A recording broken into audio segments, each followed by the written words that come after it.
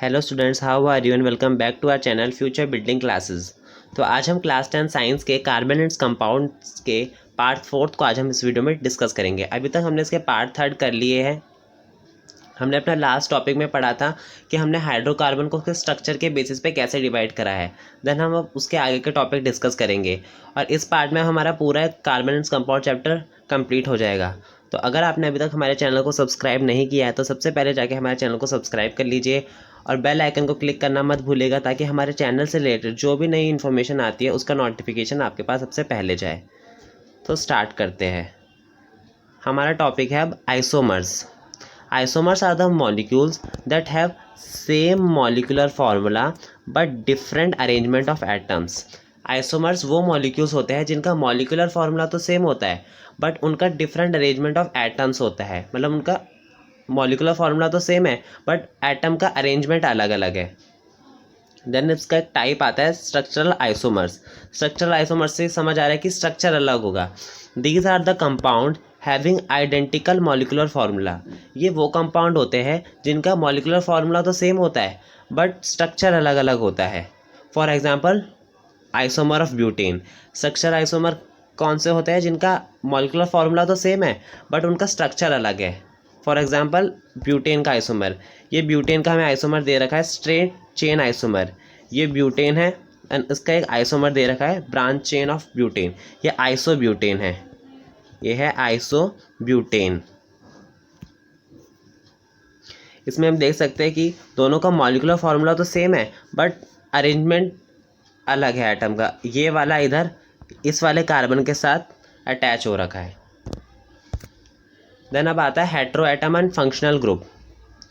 In hydrocarbon chain one or more hydrogen atom can be replaced by the other atom in accordance with their valencies. The element that replace hydrogen is called heteroatom. Hydrocarbon chain में एक या दो atom of hydrogen के replace कर दिए जाते हैं किसी और एटम के द्वारा, ताकि और वो ऐसे रिप्लेस करे जाते हैं ताकि सबकी वैलेंसी सेटिस्फाई रहे। तो जो एलिमेंट हाइड्रोजन को रिप्लेस करता है उसे हम हेट्रोएटम कहते हैं।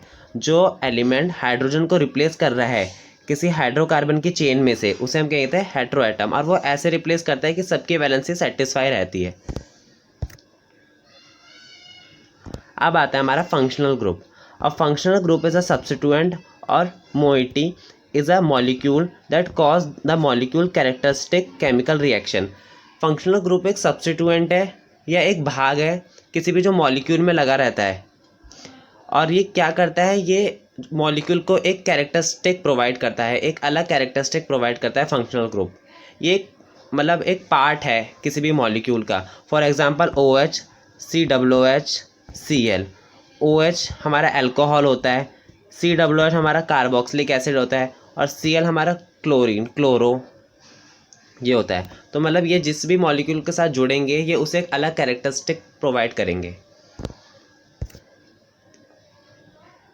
देन इधर हम देख सकते हैं, इधर हमारा है हेट्रोएटम फंक्शनल ग्रुप और फार्मूला। हेट्रोएटम में क्लोरीन, ब्रोमीन और ऑक्सीजन। ये हेट्रोएटम एक या दो हाइड्रोजन को हटा देते हैं और ऐसे हटाते हैं कि सबकी वैलेंसी सेटिस्फाई रहे। तो जो एलिमेंट किसी भी हाइड्रोकार्बन चेन में से हाइड्रोजन को हटा रहा है उसे हम हेट्रोएटम कहते हैं। देन ये functional group. Halo means halogen, chloro, bromo, alcohol, aldehyde, ketone, carboxylic acid. Then इनके फॉर्मूले दे रखे हैं। क्लोरो ब्रोमो का दे रखा है ClBrI, alcohol OH, aldehyde CHO। ये इसका ऐसे स्ट्रक्चर बना के दिखा रखा है। कीटोन O और इधर R मतलब एल्काइल चेन लगी हुई है, इधर RR होता है मतलब एल्काइल चेन लगी है, अभी हम आगे समझेंगे। देन कार्बोक्सिलिक एसिड का COOH, ये COOH कैसे स्ट्रक्चर दिखा रखा है। देन होमोलोगस सीरीज क्या होती है? It is a series of compounds in which the same functional group substitute for hydrogen in a carbon chain. ये सीरीज होती है कंपाउंड में जिसमें सेम फंक्शनल ग्रुप सब्स्टिट्यूट हो रखा होता है हाइड्रोजन को हटाकर कार्बन चेन में से। फॉर एग्जांपल अगर हम अल्कोहल के ले लें होमोलोगस, तो उसमें OH OH ही होगा, बस अलग अलग होंगे। जैसे पहले CH3OH हो गया, फिर C2H5OH हो गया, then all etcetera. The successive member differ by CS2 unit and 14 unit of mass. तो अगला मेंबर होगा, जैसे अभी हमने लिया एक CH3OH, देन अभी मैंने बोला C2H5OH। तो इन दोनों में बस CS2 का फ़र्क है और 14 यूनिट मास का ही फ़र्क है। अगर आप इसमें से ये C2H5 में से CS2 माइनस कर दो तो CS3 बन के आएगा। तो इनमें इतने का फ़र्क होता है, CS2 का फ़र्क होता है और 14 यूनिट मास का फ़र्क होता है। Melting and boiling point increases with increase molecular mass. जैसे जैसे मॉलिकुलर मास बढ़ेगा वैसे वैसे इनका मेल्टिंग पॉइंट और बॉइलिंग पॉइंट भी बढ़ता जाएगा। The chemical properties are imported by the functional group, thus all the member have similar chemical properties but the member have different physical property। In member की जो केमिकल प्रॉपर्टीज होती है वो तो सेम होती है, बट इनकी जो फिजिकल प्रॉपर्टीज होती है वो डिफर करती है। The physical property very among the members of homologous series due to the difference in the molecular mass. अब उनके फिजिकल प्रॉपर्टीज़ में इतना डिफरेंस क्यों आ रहा है? केमिकल प्रॉपर्टीज़ तो दोनों की सेम है, बट फिजिकल प्रॉपर्टीज़ में इसलिए इतना डिफरेंस आ रहा है क्योंकि इन दोनों में मॉलिकुलर मास का ही फ़र्क, हमें अभी हमने पढ़ा 14 यूनिट मास का में फ़र्क होता है, तो इसलिए इनकी फिजिकल प्रॉपर्टीज़ भी वेरी करती है। जैसे अगर हमने लिया CH3OH एंड C2H5OH, तो इन दोनों की केमिकल प्रॉपर्टी तो सेम है बट उनकी फिजिकल प्रॉपर्टी इसलिए डिफर कर रही है क्योंकि इन दोनों के मास में 14 यूनिट मास का डिफरेंस है। देन हम पढ़ेंगे नॉमेनक्लेचर ऑफ कार्बन कंपाउंड्स। अब हम कार्बन कंपाउंड्स के नॉमेनक्लेचर कैसे करें, नॉमेनक्लेचर मतलब नेमिंग कैसे करें। तो इसके कुछ स्टेप है। सबसे पहले identify the numbers of carbon atom in the compound. एक कंपाउंड में कार्बन एटम को सबसे पहले आप आइडेंटिफाई करिए कि कितने कार्बन एटम है।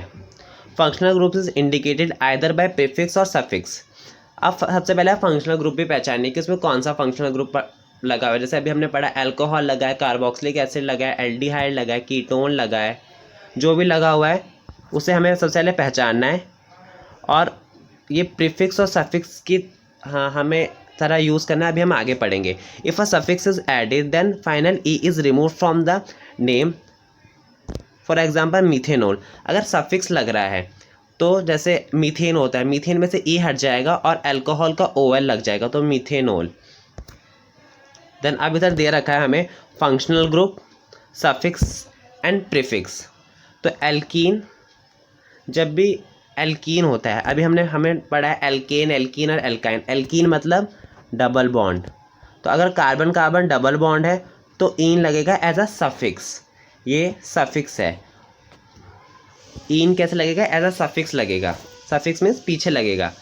एल्काइन ट्रिपल बॉन्ड है, अगर कार्बन कार्बन ट्रिपल बॉन्ड है तो आयन भी एक सफिक्स लगेगा पीछे। अगर अल्कोहल है, मतलब कार्बन चेन में अगर अल्कोहल है, OH लगा हुआ है, तो एज अ सफिक्स ओल लगेगा अगर हम जब कंपाउंड की नेमिंग करेंगे। देन एल्डिहाइड है तो अल लगेगा, कीटोन है तो ओन लगेगा, कार्बोक्सिलिक एसिड है तो ओइक एसिड लगेगा। और जो क्लोरीन है ये एज अ प्रीफिक्स यूज़ होता है, ये आगे लगता है। जब हम क्लोरो कुछ भी लिखेंगे तो क्लोरो आगे लगेगा, भले क्लोरीन कहीं पर भी लगा है कार्बन चेन में, बट जब हम नेमिंग करेंगे तो हम ये जो क्लोरो ब्रोमो आयोडो होते हैं इसे हम आगे लिखते हैं।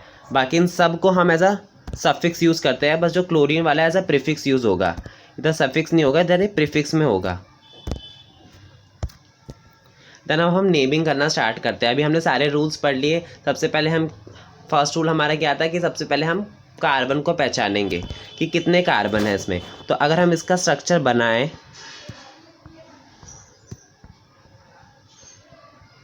तो इधर हमें देख सकते हैं, हम क्वेश्चन में C2 लिखा है मतलब 2 कार्बन है, और H5, तो इसमें हम हाइड्रोजन ऐड कर देंगे, हाइड्रोजन H, तो 5 हो गए हाइड्रोजन, C2 हो गए और OH हमने लगा दिया है। मैंने इधर OH को हाईलाइट किया है ताकि हमें पता चल जाए कि हमारा फंक्शनल ग्रुप कौन सा है। OH कौन सा फंक्शनल ग्रुप होता है? हमारा अल्कोहल। तो अब हम सबसे पहले हमने क्या कर लिया, हमने अपने पहचान लिया कि कितने कार्बन है, तो 2 कार्बन है। तो हमारे 2 कार्बन के लिए क्या होता है? इथ। देन सेकंड क्या था, हम फंक्शनल ग्रुप को पहचाने। फंक्शनल ग्रुप कौन सा है इसमें, OH अल्कोहल, और OH के लिए हम कौन सा यूज़ करते हैं, ओल। तो इथेनॉल, एन क्या रिप्रेजेंट कर रहा है कि कार्बन कार्बन के बीच सिंगल बॉन्ड है, तो इथेनॉल, तो ये क्या हो जाएगा, इथेनॉल। अब जैसे हमने पढ़ा था कि जैसे हमारा ओल लग रहा है, ऐसा सफिक्स लग रहा है, तो वैसे तो होता है इथेन, इथेन में से ई चला गया और ओल लग गया, तो क्या हो गया, इथेनॉल। देन सेकंड आता है ये वाला, दोबारा से स्टेप नंबर 1 क्या था, सबसे पहले हम कार्बन एटम को पहचानेंगे। तो अगर मैं इसका स्ट्रक्चर एक्सपेंड करके बनाऊं तो ये कुछ ऐसा है, इधर हाइड्रोजन, इधर हाइड्रोजन, इधर हाइड्रोजन, इधर हाइड्रोजन, इधर हाइड्रोजन एंड इधर हाइड्रोजन, ऐसा हमारा स्ट्रक्चर है। मैंने इसे हाईलाइट करा हुआ है। देन सेकंड हमें क्या पहचानना है, हमारा फंक्शनल ग्रुप कौन सा है। तो ये कौन सा फंक्शनल ग्रुप है, हमारा कीटोन है। कीटोन के दोनों तरफ एल्काइल चेन लगी हुई है, ये एल्काइल चेन है।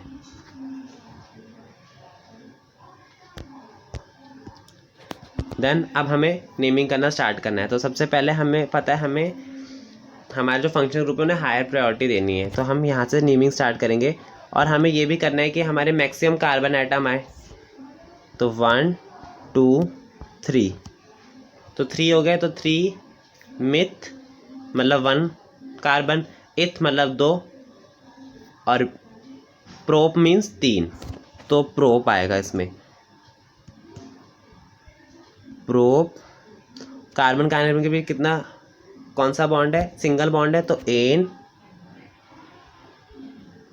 और कीटोन के लिए कौन सा लगता है, ओन, तो प्रोपेनोन, प्रोपेनोन। और वैसे अगर हम नंबरिंग वाइज करें तो प्रोपेन टू ओन, दूसरे पे है ना, तो propane two one. Then third आता है हमारा, सबसे पहले कार्बन एटम पहचानेंगे।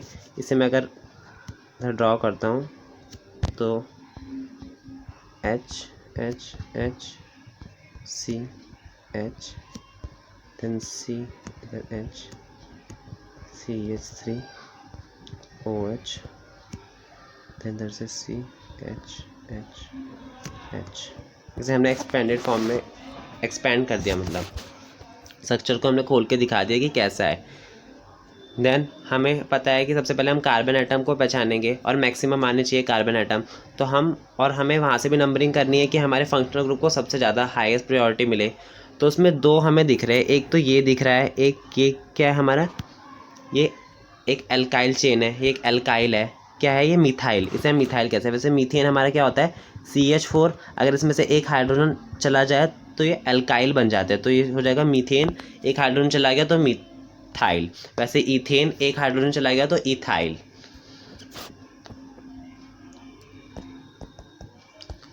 तो हम, और ये हमारा OH है, मतलब अल्कोहल है। यहाँ से हम नंबरिंग स्टार्ट करेंगे 1 2, क्योंकि हमारे OH को यहीं से ज़्यादा हाईएस्ट प्रायोरिटी मिलेंगी और कार्बन एटम भी मैक्सिमम आने चाहिए।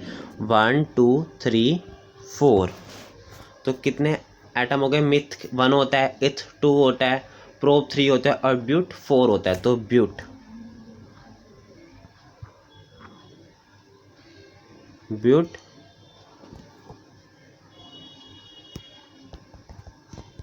और हमारा 3 पे क्या लगा हुआ है, मिथाइल लगा हुआ है, तो हमारा होगा 3 मिथाइल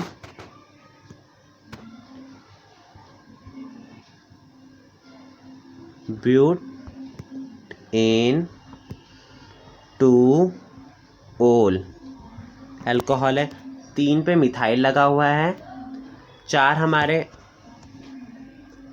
कार्बन है, ब्यूट 4 के लिए आता है, एन कार्बन कार्बन के बीच सिंगल बॉन्ड है, 2 पे हमारा अल्कोहल लगा हुआ है, तो ओल, तो 3 मिथाइल ब्यूटेन 2 ओल।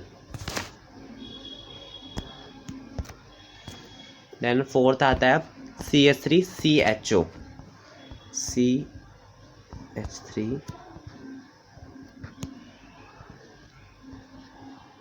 CHO, ये हमारा कौन सा फंक्शनल ग्रुप है, एल्डिहाइड है। तो सबसे पहले कार्बन एटम 1 2 तो 2 कार्बन एटम है, तो मीन्स कितना हो जाएगा, इथ एन, और इसके लिए कौन सा यूज़ होता है हमारा एल्डिहाइड के लिए, अल, तो इथेनल। क्लियर। देन अब हमारा फिफ्थ आता है CH3COOH। मैं यहाँ पर बनाता हूँ H H H C OH। सबसे पहले 2 कार्बन है, 1 2, तो इथ, कार्बन कार्बन के भी सिंगल बॉन्ड है तो एन, और एक कौन सा है, हमारा कार्बोक्सिलिक एसिड है तो ओइक एसिड, तो क्या हो जाएगा, इथेनोइक एसिड। देन अब हमारा लास्ट है, ये हमारा क्लोरो वाला है, जो हमने जैसे मैंने बताया था कि क्लोरो ब्रोमो अगर आइडो होते तो वो आगे लगते हैं, अभी हम हमारे जो भी फंक्शनल ग्रुप है हम उसे पीछे लगा लेते हैं। ओइक एसिड, अल हो गया, ओन हो गया। अब अगर हम इसका स्ट्रक्चर बनाए तो Cl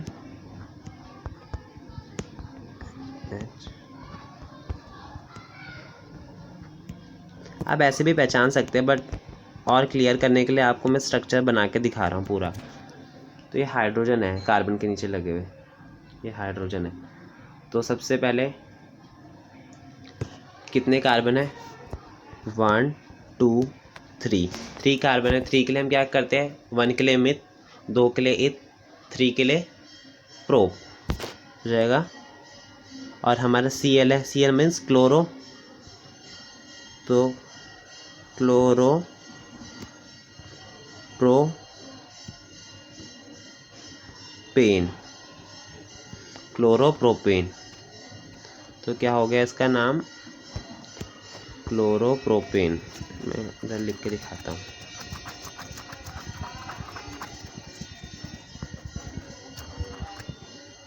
नाम हो गया इसका क्लोरोप्रोपेन।